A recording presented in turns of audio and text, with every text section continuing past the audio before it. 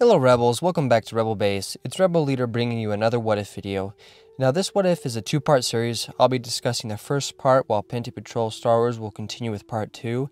The What If in question is, what if Luke and Leia were switched at birth? After this video, please go watch part 2 and give our videos a like to show some love for Pente and our respective channels. So without further ado, let's dive in. As we know it, Luke and Leia were put in their positions and environments based on the premise that Bail Organa and his wife always wanted a girl. What would have happened if Bail didn't care or they wanted to adopt a boy? I'm going to try and keep this as close to canon as I can. However, there will be some differences, mainly because I don't feel like they would influence the Empire all that much based on if it was Luke or Leia. With Padme having died due to childbirth and a broken heart, and with Anakin presumed dead, thanks to Obi-Wan and Yoda had to decide what to do with the orphaned children. Obi-Wan knew that neither he nor Yoda could care for both twins, let alone just one of them. The two of them would be hunted by the Empire for as long as they live, and that is no way for a child to be raised. For this reason, among others, one of them being that they could be instrumental in saving the galaxy, is why they had to hide them the best that they could. Obi-Wan knew that they had to keep the twins close enough to watch them, and that they had to be with people he could trust. It was also too dangerous to keep them together, which is why they had to be separated. One person that Obi-Wan trusted enough to take care of a baby was Owen Lars. Owen would be perfect to watch one of the twins. He was Anakin's stepbrother and lived in one of the most remote places in the galaxy. In an odd way, putting one of the twins with Owen was the safest place. Working on Coruscant and being close with the senators led Obi-Wan to become friends with Bail Organa. He was able to become so close that he knew Bail and his wife had always wanted a child, but with no luck of their own, didn't have one. It also made sense for Bail to take the other twin, with him being close friends with Padme and Yoda. After talking with Bail for some time, he expressed to Kenobi that he and his wife had always wanted to adopt a boy. This led to the Organas taking in Luke, and the Larses taking care of Leia as one of their own. Obi-Wan had no doubt that Luke would be safe, and that Leia would be as well. However, living on Tatooine posed more dangers than Alderaan. For this reason, Kenobi made the decision to spend his life in exile on Tatooine, watching over Leia and the Lars family.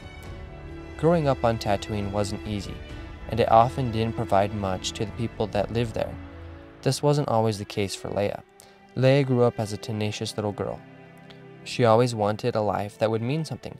For her to accomplish this, she would have to leave Tatooine and the moisture farm. Leia lived her life full of excitement, always looking for ways to get off the planet that she felt was holding her back from the life that she wanted. This led to her getting into fights with smugglers as she would try to stow away in their ships during takeoff. At times, she would even get into trouble with the Hutts because of her attempts to get off-world. Her problems never lasted long, though, and she never really knew why. What she didn't know was that soon she would have the chance to leave, and that old Ben Kenobi was keeping her out of harm's way. She didn't know that old Ben was secretly taking care of her. She always thought that he was some old man that was crazy living by himself. She had no idea what he was capable of, till one day she got into some trouble once again trying to leave. Leia was caught once again trying to board a Hutt transport ship as it was leaving Tatooine. The last time that she was caught, she was given one final warning by Jabba. Leia knew that her luck had run out. She couldn't afford to find out what would happen to her if she was brought before Jabba once again. So, her only option was to try and flee so that she could hide for a few days. In her attempt to flee, she wandered too far into the Dune Sea and strayed into Tusken territory. She knew that it wouldn't be long before the Tuskens would be upon her for entering their territory. She waited for the worst, but strangely nothing came to harm her in the dead-end cavern of the Dune Sea. This made her uneasy, and as she turned to leave, she was greeted by Ben Kenobi. Ben told her that it was finally the time for him to stop watching over her, and she had to learn about who she was. This gave Leia so many questions that she wanted to ask him. She wanted to know who she was, why old Ben was watching over her, and why now was the time for all of this. Kenobi told her that he would do all he could to explain and answer her questions, but that they had to do something else first. They had to stop by his house to grab some supplies. They also had to stop there so that they could grab some droids and bring them along to go meet up with Han Solo, with whom he had procured a ride off this planet. After all of that, only then could he begin to answer her questions. Life on Alderaan wasn't all glitz and glamour like people thought it was. Growing up there in a prominent family was no different. One thing was certain, however. Bail made sure to teach Luke, growing up, that everything had to be earned.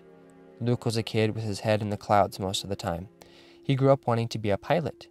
He had dreams of entering the Imperial Academy. One of the main reasons that he wanted to be a pilot was so that he could leave this life behind. He knew that there was more to life and wanted to see what was out there in the galaxy. This would be tough for Luke to achieve because he knew that Bail would not approve of him joining the Academy. He didn't know why that was the case. He did suspect that it had something to do with the people that would visit his father. Luke grew up going to political meetings. He was trained to know how to work a crowd and orchestrate a deal. However, in his off time, he would often be found getting into trouble with his friends.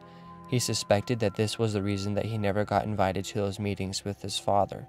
Luke would often ask Bail about the meetings, and Bail would say that they were nothing, and to not concern himself with them.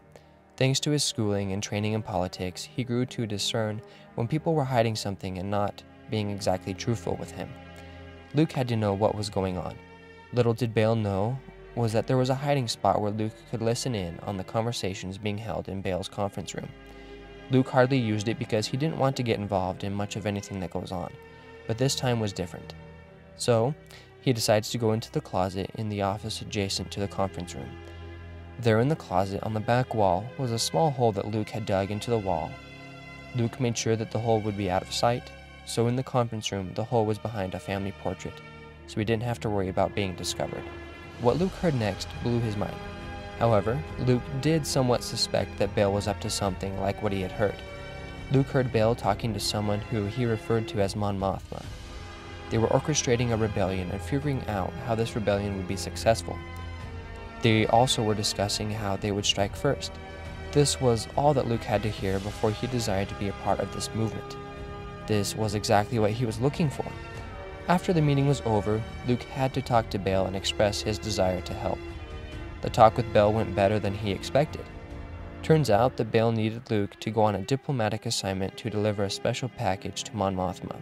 First, Luke had to stop by Tatooine to pick up a protocol droid and an astromech. Luke learned that the droids were sent there ahead of time to recruit an old friend of Bail. Bail told Luke to look for his friend in the cantina in town. Bail mentioned that his friend should have a ride waiting for them. Bail requested that Luke leave right away because time was running out and they needed to act fast.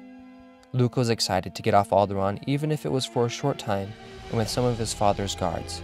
The flight to Tatooine was shorter than he thought it would be. He had always heard stories of Tatooine and how harsh it was. It seemed like being harsh was an understatement. Touching down outside of Mos Eisley, Luke knew right away that Tatooine was unforgiving. That didn't matter now, because Luke was finally doing something more with his life. Luke wondered how he would recognize his father's friend. Luke thought that it would be hard, but it turns out that it was actually easy. There weren't too many droids in the cantina. There was only one pair of astromech and protocol droids. Luke made his way over to where they were sitting and introduced himself. After introductions were made, Luke was excited to start this journey with Leia, a down-to-earth but fiery girl, and Ben Kenobi, an old hermit that seemed frail but full of wisdom and strength. Han, however, was someone that Luke wasn't super excited to spend time with. Luke could be quiet, loyal, quick, and eager to help. Han, on the other hand, seemed self-centered, loud, and someone that would flee to save his own skin. Whatever the case, Luke was still excited to start this journey. He was excited to see the rebellion in action. He couldn't wait to get to Yavin 4 and help in something bigger than himself. I hope that everyone enjoyed this first part of the What If series. If you did, remember to hit the like button and subscribe for more content like this. And don't forget to head over to Pente Patrol Star Wars for the second part and conclusion to this series. Have a great day, and may the Force be with you.